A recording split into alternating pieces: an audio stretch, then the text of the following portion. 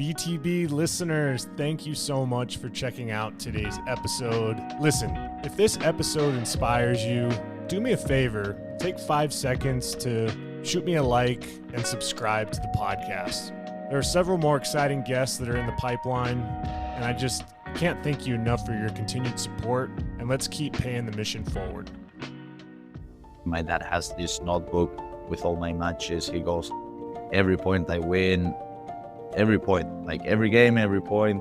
Okay, this game you won on Dios. He does that. He's crazy with the sport. And when I called my mom, because my mom is always the one picking up, Dad barely picks up the phone, but she always picks up. So I called her and I saw both of them and my sister crying and celebrating. And I was like, okay, this is unmatchable. You cannot ask for more than this. In today's episode, interview Pablo Perez Ramos. He's the #1 singles player at NJIT. Pablo shares his journey from starting tennis at the age of 3 in Spain, navigating the mental and physical challenges growing up on the Canary Islands. Despite a severe ankle injury that sidelined him for a significant period, Pablo's mental resilience, dedication, family and coaches helped him persevere. This culminating into leading his team to an unprecedented Southland Conference Championship. This discussion also touches on Pablo's plan to graduate from NJIT and his recent commitment to join the Florida Gators. Throughout the conversation, we talk about family support, mental toughness, and the joy of playing the sport that he loves so dearly.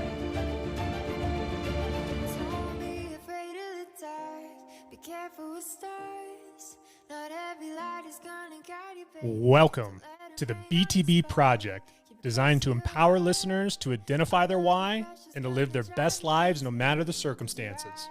My name is Kollman Gearhart, a former athlete and motivational coach. I've had the opportunity to inspire thousands through my story and help accomplish what they are built to be. You'll be encouraged by each and every episode, and let's get into it. Yeah, when I blow up, I'ma soar high like Peter Pan. In real life, be living out my dreams. If I'm waking up, it's in a foreign land. The BTB Project is yet again incredibly humbled just to be surrounded by a tennis player that I believe not only has a tremendous resume, but also tremendous opportunities ahead. He happens to be the reigning #1 singles player, coached by a mentor and a good friend of mine over at NJIT. Recently, he was equipped with a nice big flashy ring for his conference championship as a team. He also made a commitment after he finishes up his degree at NJIT to go chomp it down in Florida with the Florida Gators. But it brings me a tremendous honor to welcome Pablo Perez Ramos to the BTB Project. Welcome, man.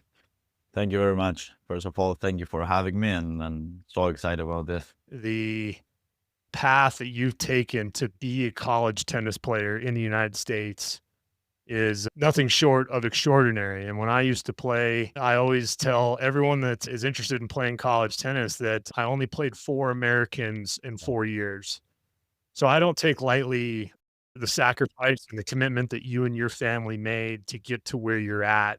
Before we get into your collegiate success, I just would love for you to start by sharing a little bit more about how this started for you, man. Like, when did you pick up the racket? And at this point, was New Jersey even on the radar, or were you pretty focused on Spain at that point? I started playing when I was 3, but the story really started in 1985, probably, when my dad bought the first pass for our tennis club. Once I was born, I remember my life with a tennis racket in my hand. I was going to the club, playing some tennis. I started at 3, playing older with my dad. Then at 4, I started in the academy there in the club, and from there, I started raising up.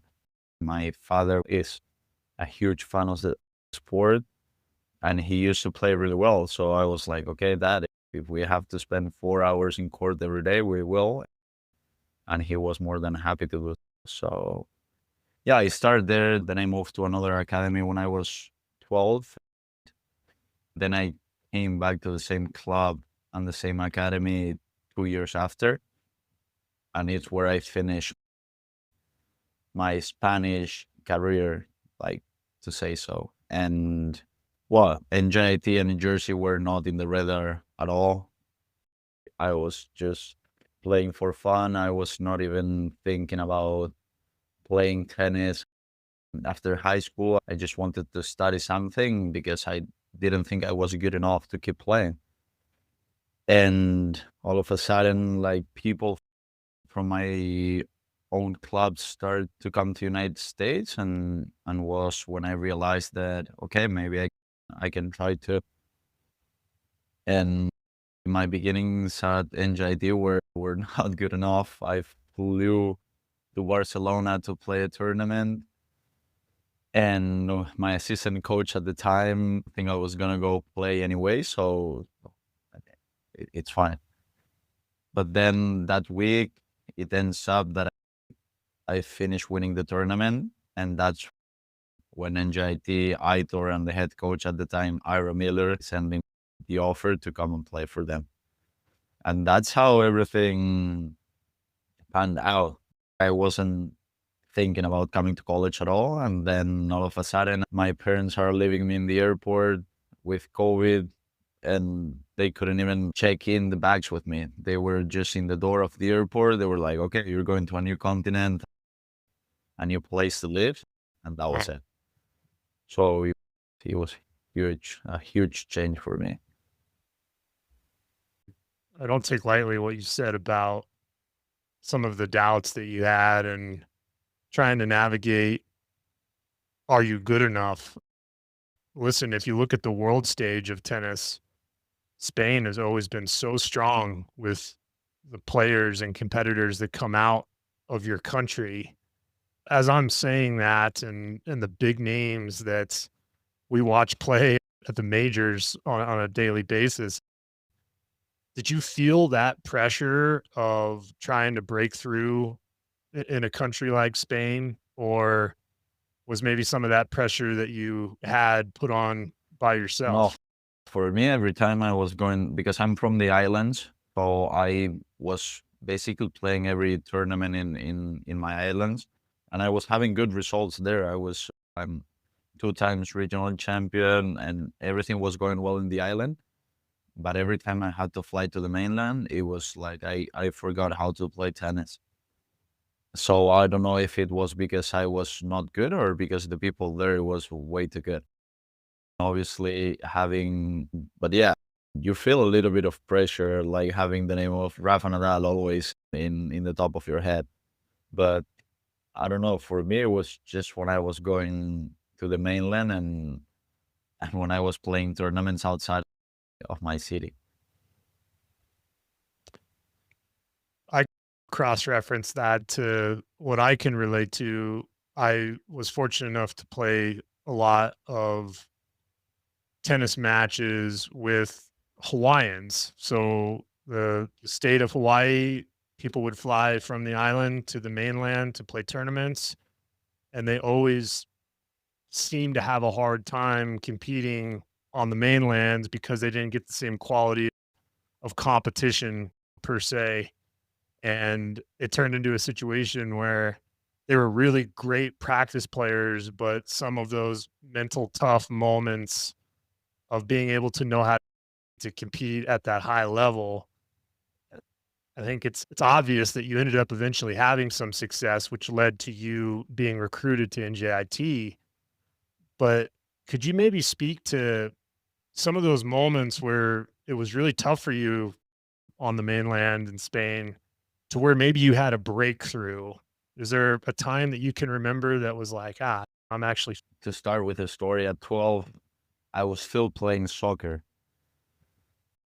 That was a moment, it was a fine line. I keep playing soccer, I keep playing tennis. And I joined one of the clubs back there in the island that were the ones always winning the teams competition, so I could go with them to the national championship by teams and stuff. So when we won that first tournament, I was like, okay, I have to quit soccer and start focusing on tennis. But then probably the most important tournament that I was like, okay, I can actually make it, was the one that I told you before, right after NJIT came. It was like I was going to the mainland, and I think until I was 16, I probably didn't win a match in the mainland. So it was late for me. It was like, okay, I'm playing a good level here in the island, but then I go out and I don't know how to play tennis. Being on that team helped me a lot, because playing teams, I was able to win some matches. I gained some confidence, and then when I went to play that tournament, everything was fine. Like, thank God. But yeah, I will probably say like the team aspect of that helped me a lot, and winning some matches on those type of tournaments helped me a lot after, to realize that I could come here and play a good level.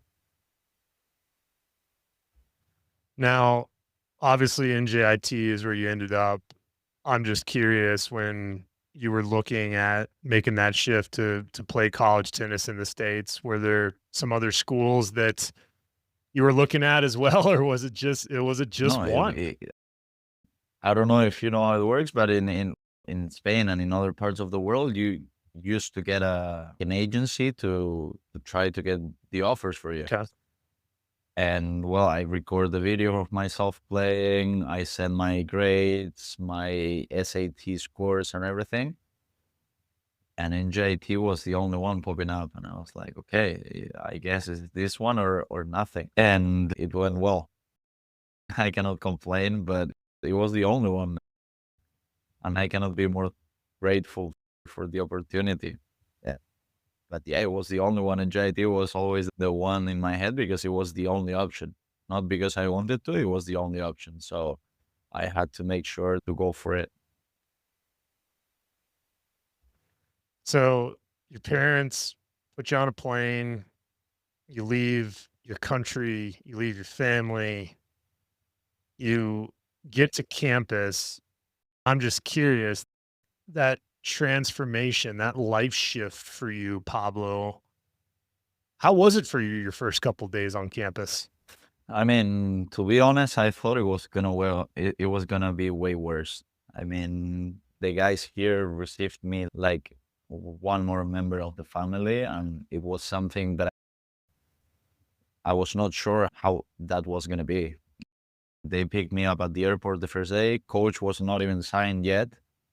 Ira left, and Marco has like didn't sign yet. So we were like, okay, we don't have a coach. Like, the teammates have to take care of me. And no, they came tremendously clutch with that. I mean, I remember Sam, one of our seniors 2 years ago, picked me up in the airport. And from that night, everything started to get better and better. And obviously, I had a couple of Spanish speakers here, and that helped me a lot. I mean, being able to talk to someone in Spanish, because my English at the time was zero. If I couldn't talk in English, I was like, "Hello, how are you?" And that was the conversation that you could have with me at that point.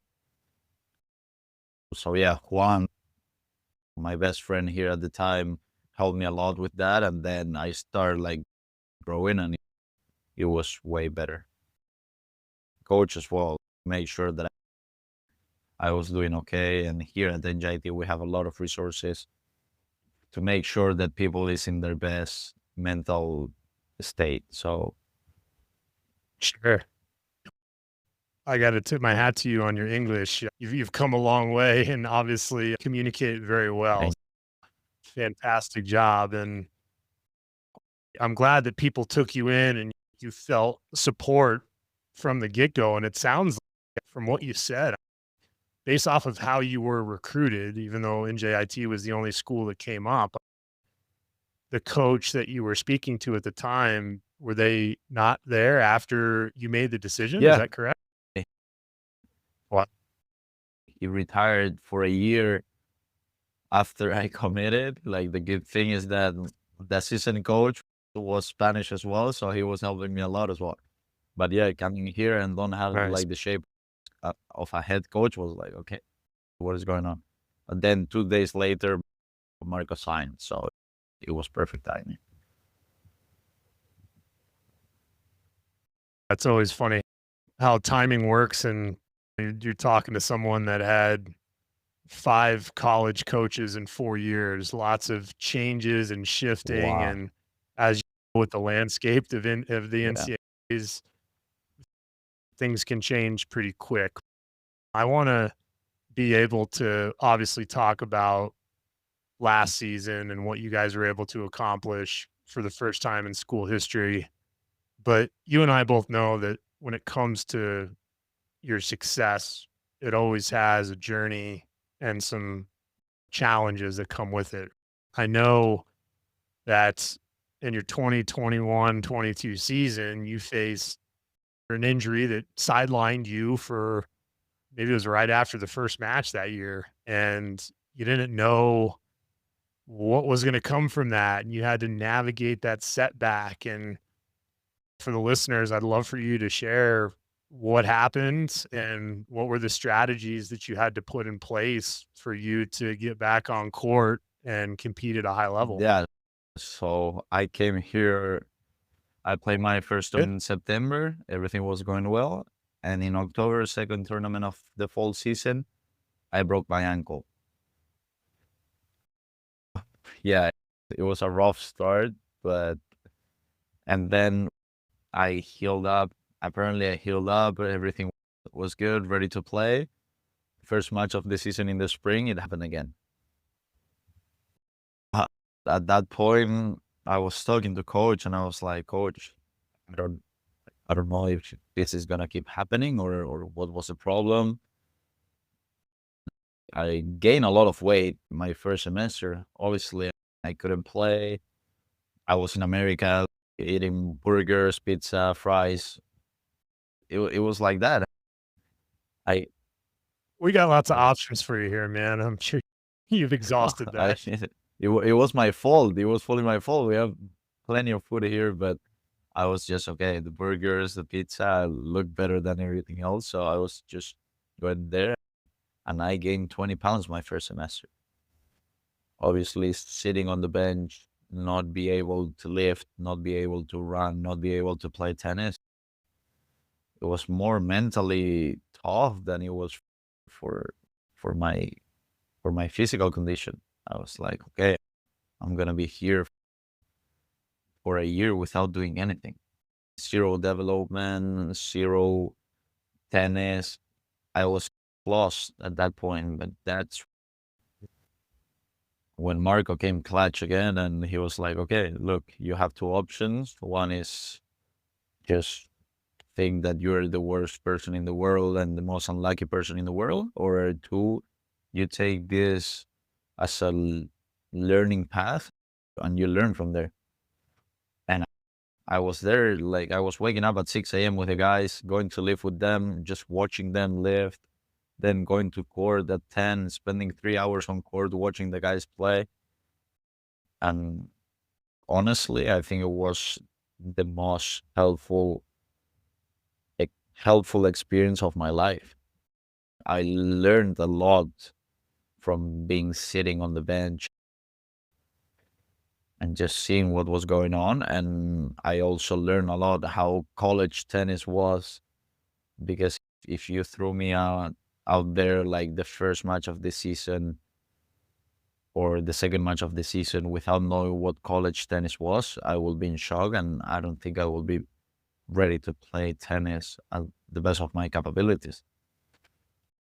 Then obviously we thought about the red shirt, and I was 1 match away to not be able to do it. But I was still thinking, okay, I don't think I want to be here playing for 4 years. At that point, I was like, I don't want to be here for that long. So I was talking to coach and I was like, okay, let me play at least conference. I wanted to play conference because I had a really good relationship with all the seniors that year. And I was like, okay, I want to help them try and win the conference.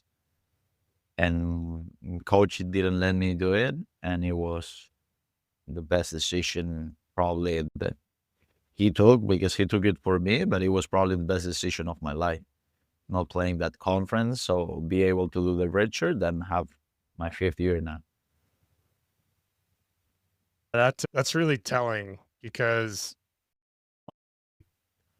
I'm a dad of potential and upcoming college athletes. My son is a cross country and track runner, about to go give it a shot at Butler University in Nice. Indiana next year. And one thing that I've learned from a parent perspective is it's really hard for collegiate athletes in 2025 to have patience, to not want to have all the instant gratification.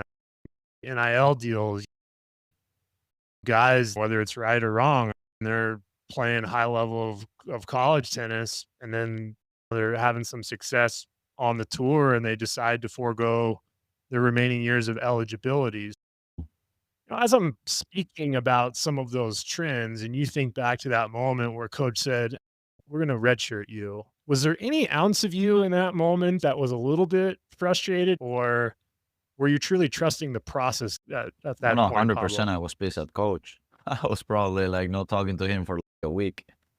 But then I guess I talked to my family, and my family was like, Pablo, this is the right decision as well. So I'm a big family guy. So when I talk to my family and my family says, yeah, this is the right decision, I was like, okay, I have to stop. But yeah, definitely I was pissed at coach for at least a week.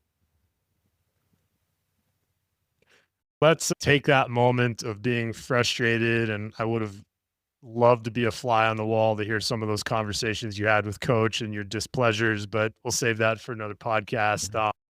You get to this point where your patience pays off, and last year you get to do something extraordinary. And I've been fortunate enough to have your coach on and understand some of the nuances of NJIT, and a lot of matches are played indoors.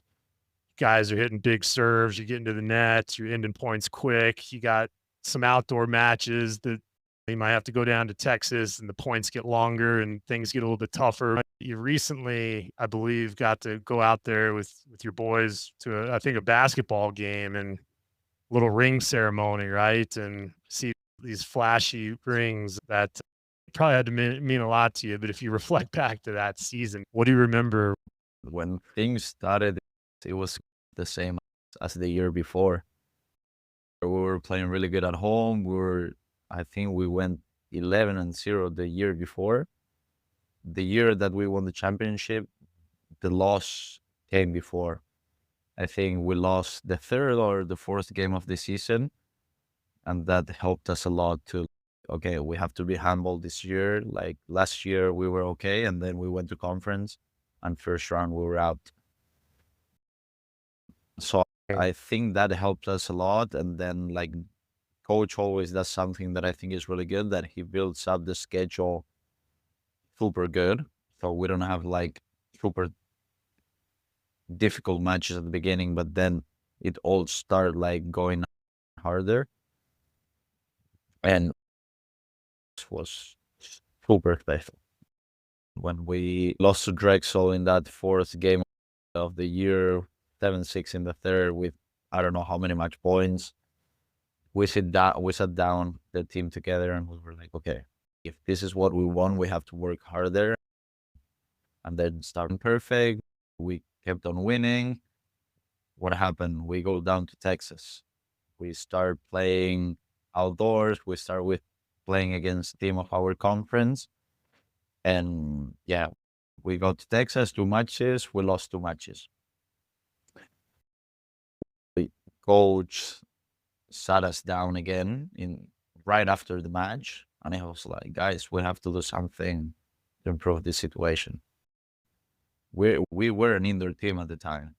We were playing 10 matches indoors in a row, 12 matches indoors in a row, and then going down to Texas with a hot wind outdoors. It was something different.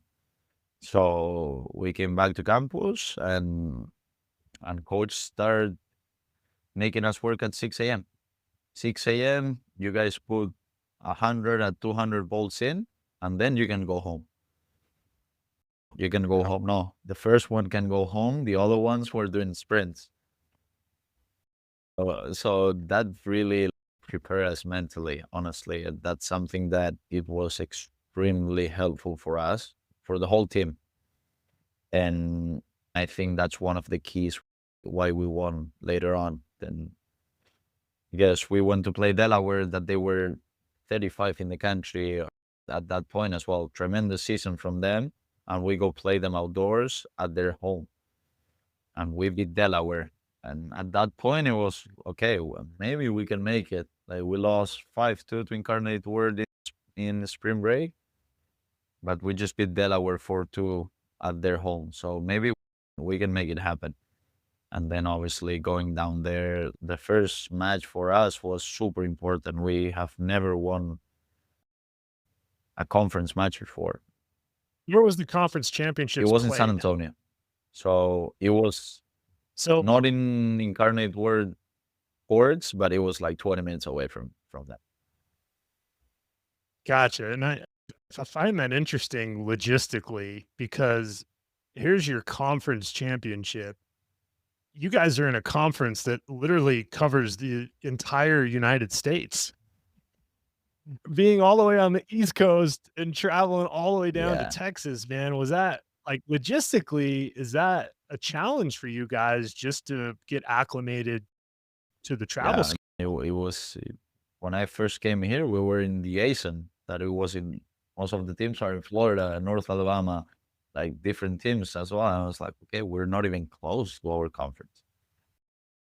Then NJIT switched to American East, that are all the teams like up here, but they didn't have tennis. So like the best solution was to go to Southland.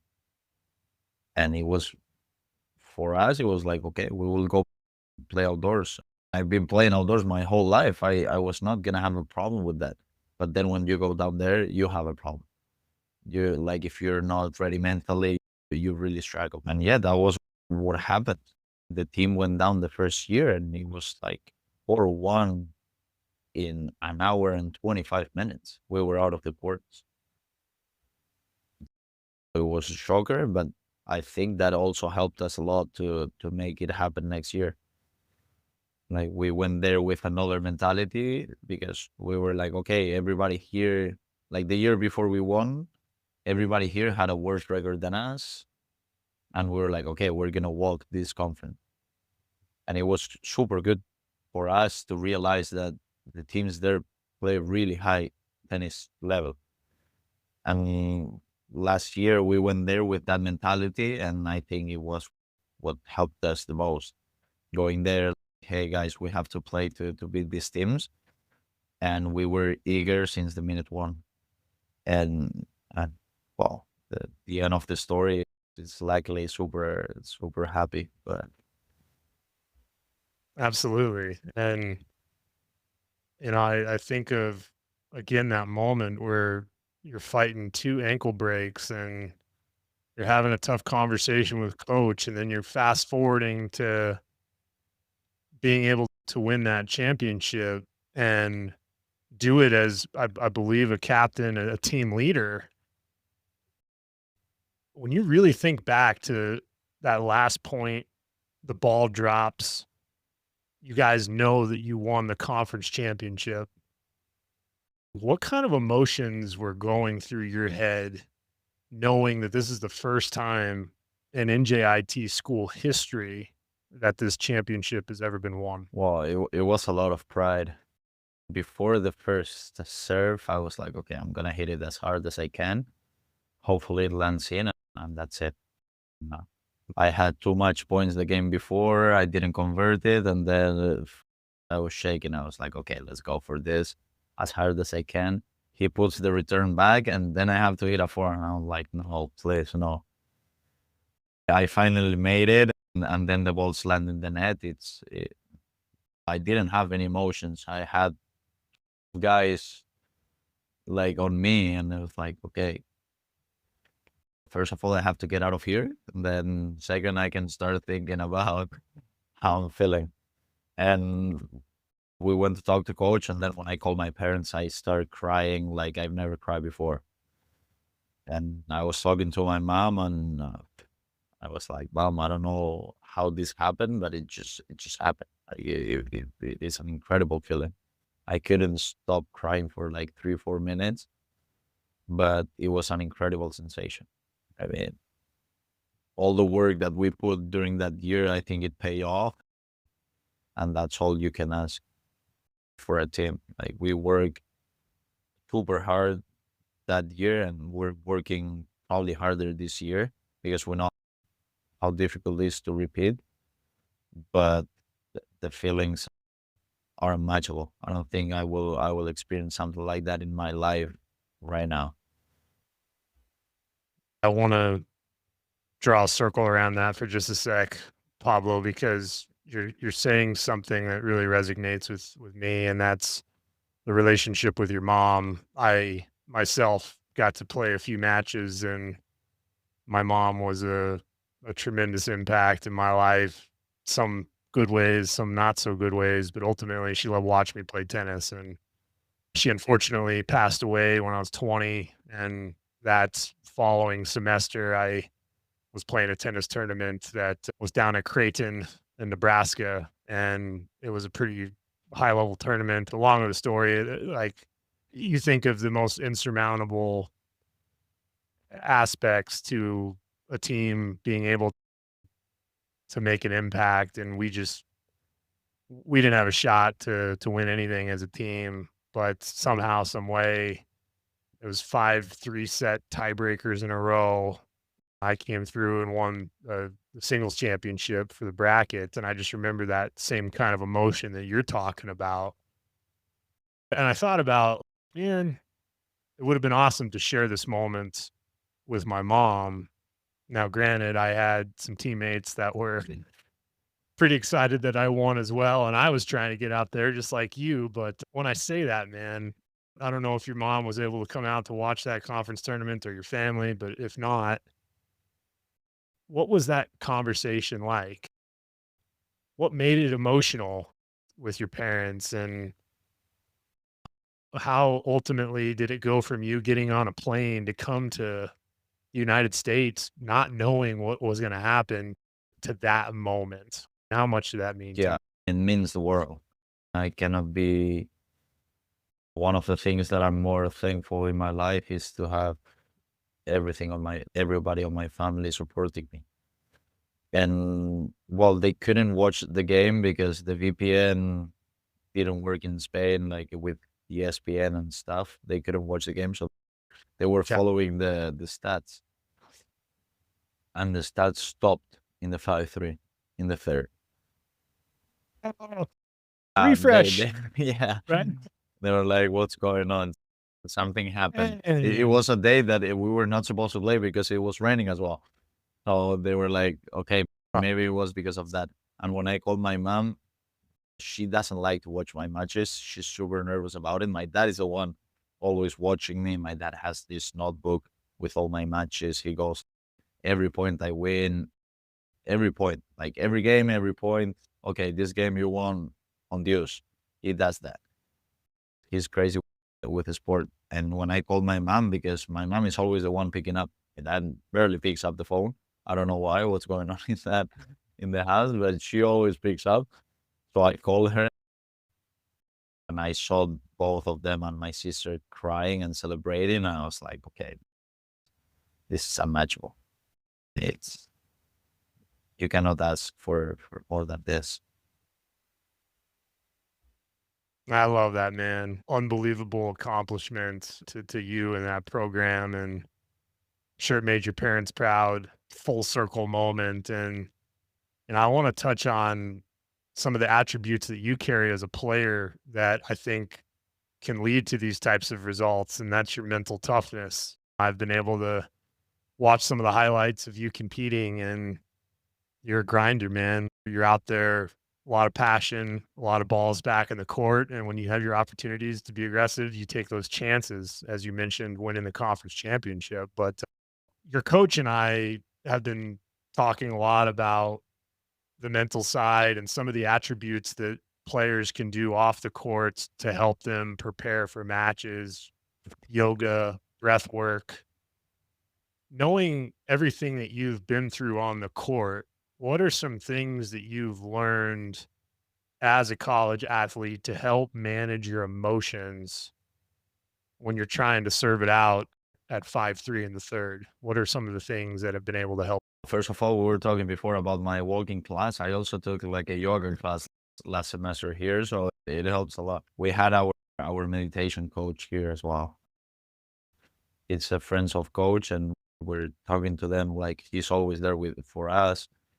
Gael is like helping us a lot. We have every Wednesday at 3, we have a conversation with him, and he has come here a couple of times to work with us, and he has given us a lot of tools.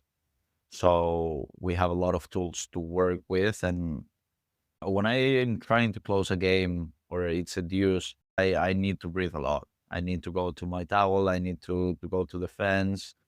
I always try to find something in the fence that is not normal. So it is like my point of see, okay, I have to focus on this to not be overthinking on the match.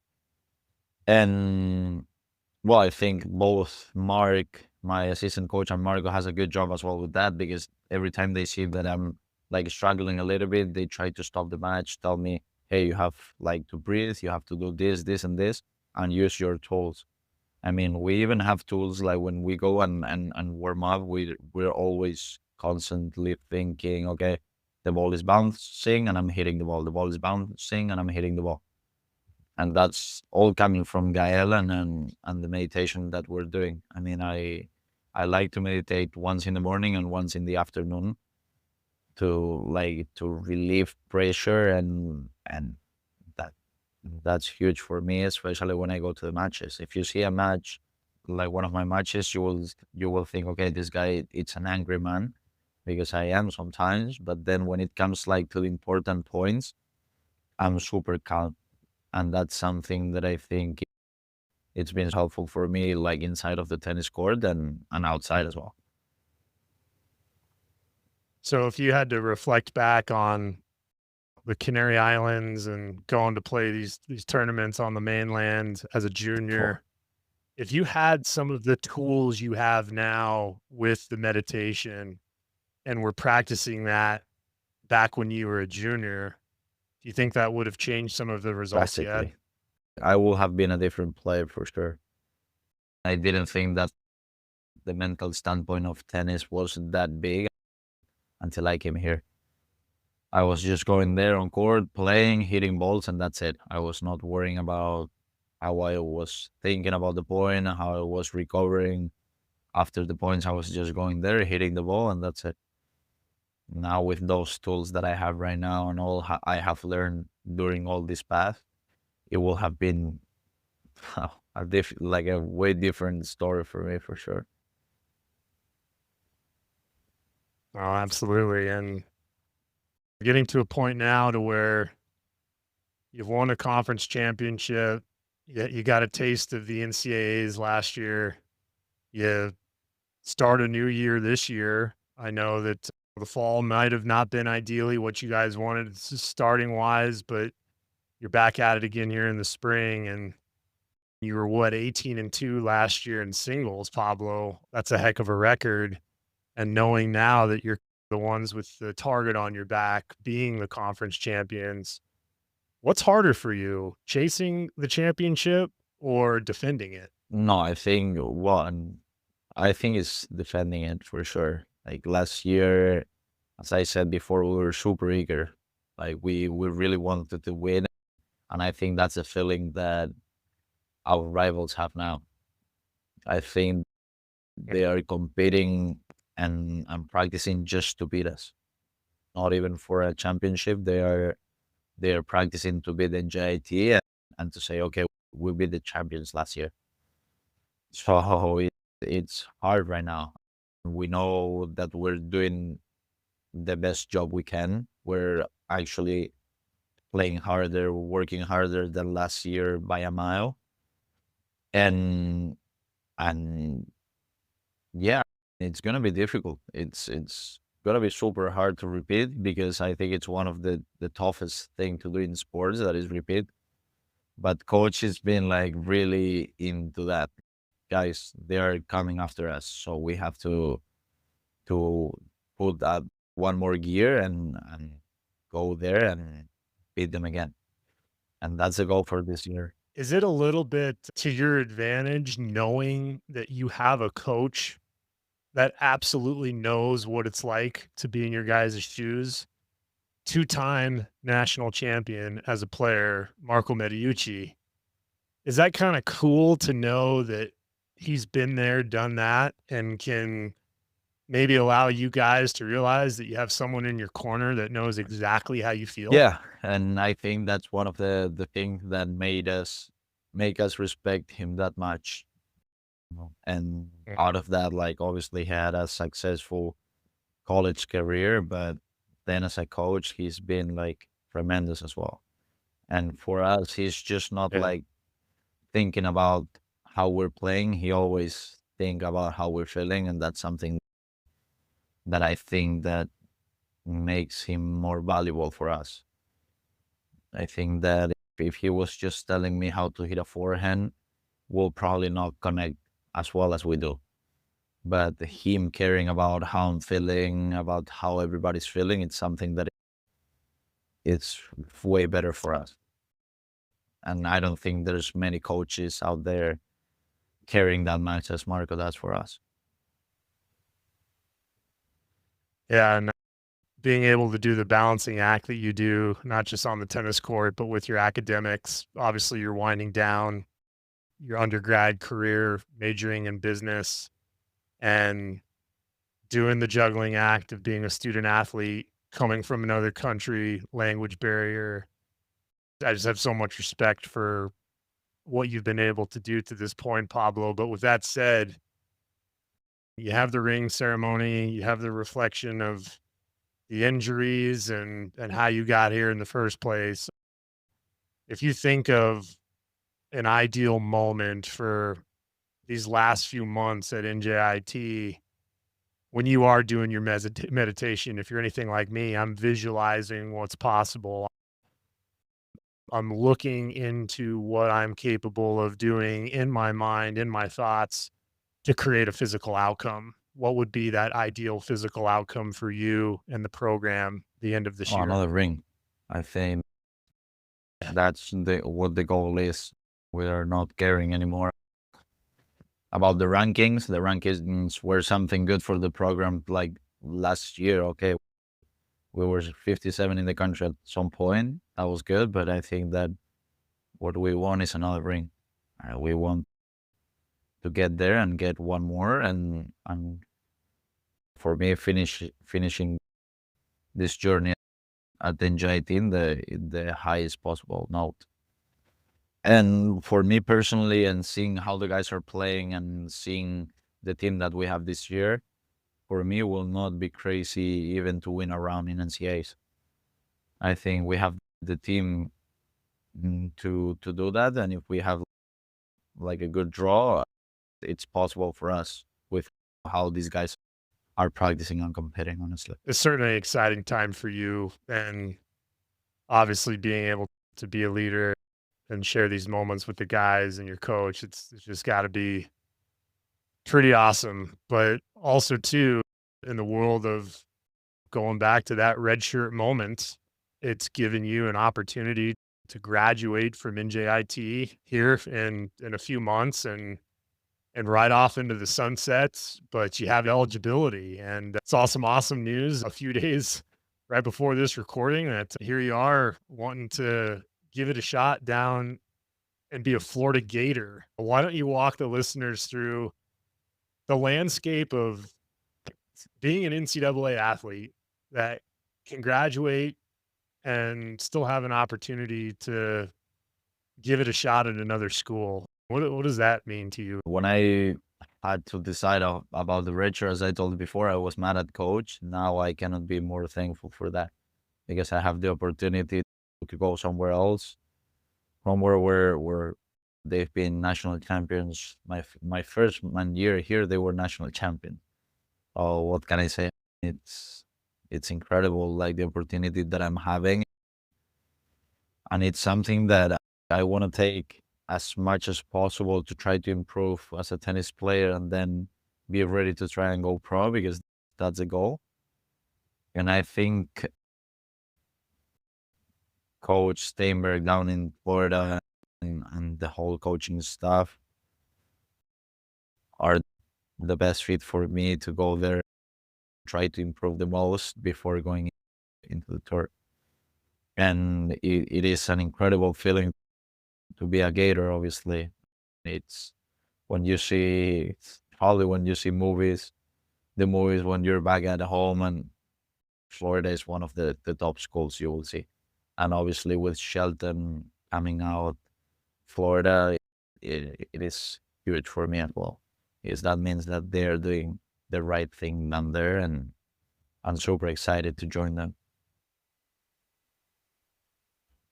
Yeah, I've been pretty fortunate, Pablo, to have former national champions on the podcast, players, coaches.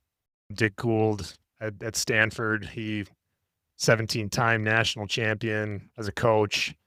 And a good friend of mine, Richard Johnson, here from Colorado, he was at Pepperdine, and he ended up serving it out for the national championship on a broken foot. Oh, no. So interesting parallel to your story. But nonetheless, I share all of that because I think the opportunity that you have currently and that you have next year as a graduate student doesn't come without this journey and the process being aligned exactly the way that it needed to for you to have these opportunities. When you reflect on your journey, Pablo, and what you've been through, man, I want you to think of it this way. If you had an opportunity to sit down with a teen tennis player out in Spain, Canary Islands, maybe trying to get ready for a tennis tournament on the mainland, and they're coming off of an injury. Maybe they just broke their ankle and they're down in the dumps, man. They don't know how to process the injury, let alone know how tournament tough they're going to have to be to excel on the main island. Knowing what you know now, if you had a moment to sit on the bench with that player and give them some words of encouragement, what would you say to them? I'll tell him to enjoy. At the end of the day, it's just a sport, and nobody's gonna kill you if you don't win the game. And that's the feeling that I have at some point playing tennis. That if I wasn't winning that game, someone was gonna come and kill me. And at the end of the day, it's just a sport, and you have to go enjoy it. If you don't enjoy it, like in 3 4 years, you're not gonna be playing anymore that sport. So go out there, enjoy, play your heart, and work hard as well. Because if you're not doing your 100% every day, there's no point to be on court. And that's something that I learned here as well. Back in Spain, I was going there just practicing, and that's it. Now here, I am in practice. I think there's a big difference between practicing and be there. And yeah, I will tell them to enjoy and work as hard as possible because nobody cares how hard you're working. So you have to go there and work for yourself and for your family or for whoever you want, but work hard. That's all. Well said. So many wise words, Pablo, and your journey, I just don't take lightly. I think it's an extraordinary story. I'm incredibly proud of what you've been able to achieve and how ironic it is the relationship you have with your coach, of which was a tremendous impact to a good friend of mine that has been able to now coach herself. And tennis is a small world, as you eloquently know, even being far from home in Spain. But keep up the good work. representing the Highlanders finishing this last year, but also too, man, to chomp it down in the swamp when you go to Florida. But Pablo Perez Ramos, thank you so much for spending some time with me today on the BTB project. Thank you. It's been an absolute pleasure, and I honestly appreciate you a lot and all you do for the community. Such an impactful episode with Pablo Perez Ramos. And to hear his story from navigating his junior tennis development on the Canary Islands to going over to the mainland in Barcelona, Spain, to try to win matches and develop his ranking to have a chance to either play professionally or in college, and to hear about the support of his family for him to overcome the adversity that he did. There's a tremendous amount of takeaways for you as the listener that you can apply into your own life.